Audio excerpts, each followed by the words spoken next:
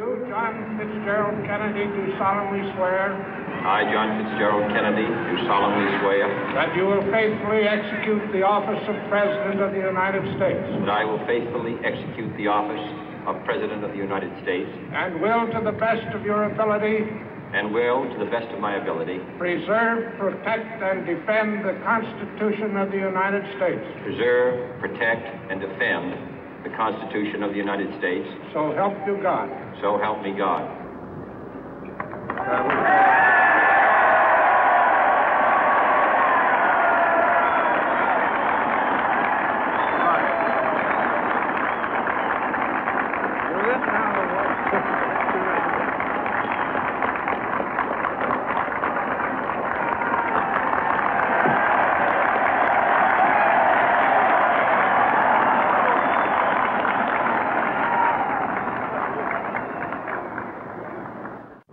Vice President Johnson, Mr. Speaker, Mr. Chief Justice, President Eisenhower, Vice President Nixon, President Truman, Reverend clergy, fellow citizens.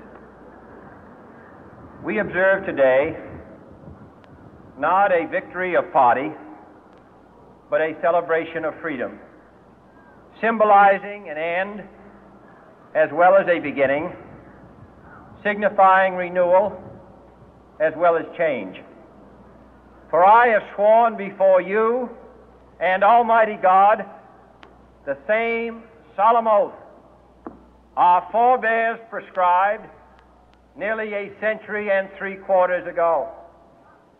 The world is very different now, for man holds in his mortal hands the power to abolish all forms of human poverty and all forms of human life.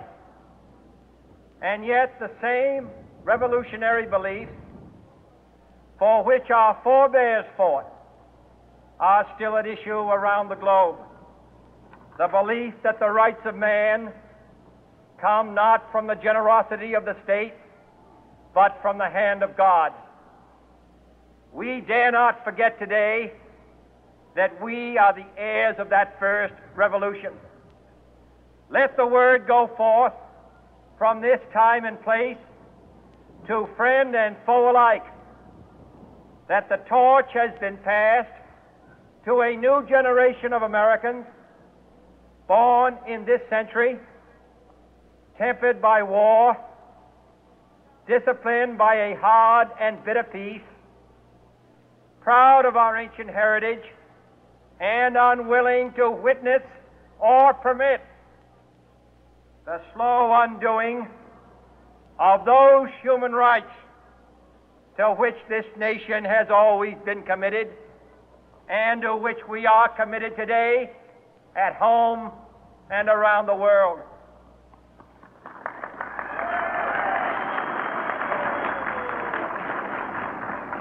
Let every nation know, whether it wishes us well or ill, that we shall pay any price, bear any burden, meet any hardship, support any friend, oppose any foe to assure the survival and the success of liberty.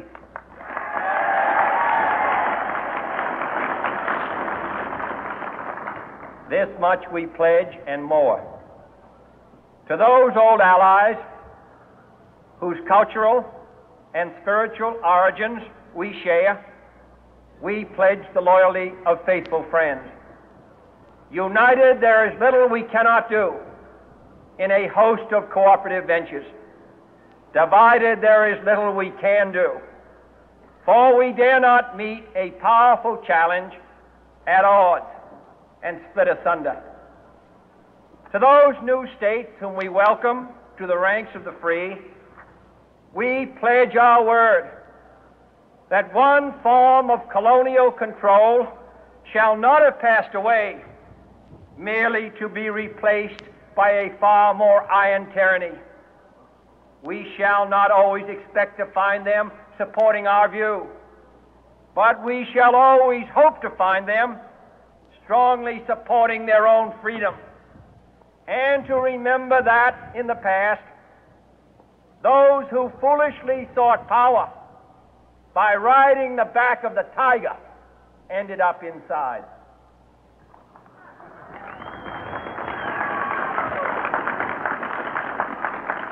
To those people in the huts and villages of half the globe struggling to break the bonds of mass misery, we pledge our best efforts to help them help themselves for whatever period is required, not because the communists may be doing it, not because we seek their votes, but because it is right. If a free society cannot help the many who are poor, it cannot save the few who are rich.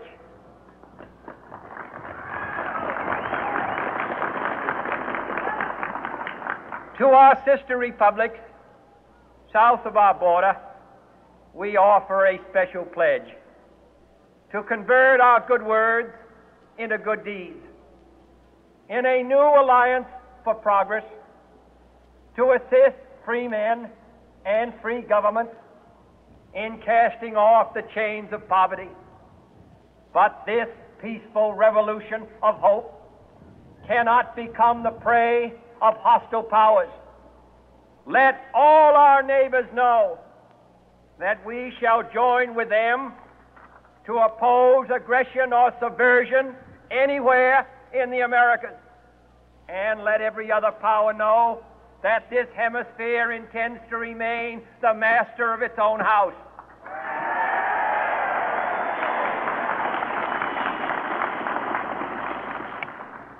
To that world assembly of sovereign states, the United Nations, our last best hope, in an age where the instruments of war have far outpaced the instruments of peace, we renew our pledge of support to prevent it from becoming merely a forum for invective, to strengthen its shield of the new and the weak, and to enlarge the area in which its writ may run.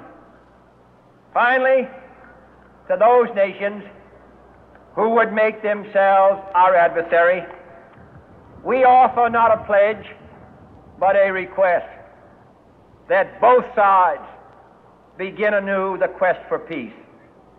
Before the dark powers of destruction, unleashed by science, engulf all humanity in planned or accidental self-destruction, we dare not tempt them with weakness, for only when our arms are sufficient beyond doubt can we be certain beyond doubt that they will never be employed.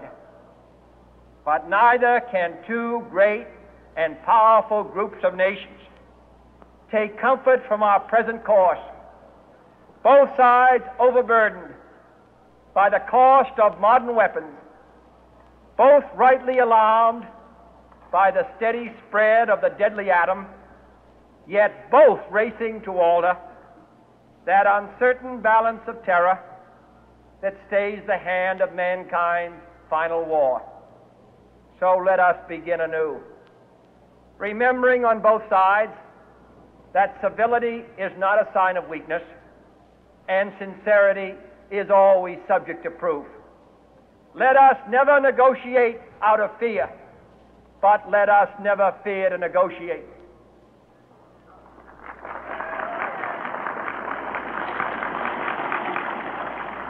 Let both sides explore what problems unite us, instead of belaboring those problems which divide us.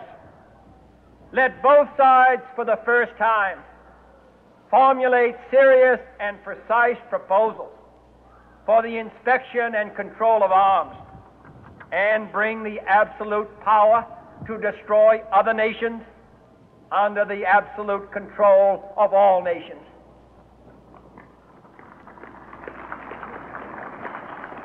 Let both sides seek to invoke the wonders of science instead of its terrors. Together, let us explore the stars, conquer the deserts, eradicate disease, tap the ocean depths, and encourage the arts and commerce. Let both sides unite to heed in all corners of the earth the command of Isaiah to undo the heavy burden and let the oppressed go free. And if a beachhead of cooperation may push back the jungle of suspicion, let both sides join in creating a new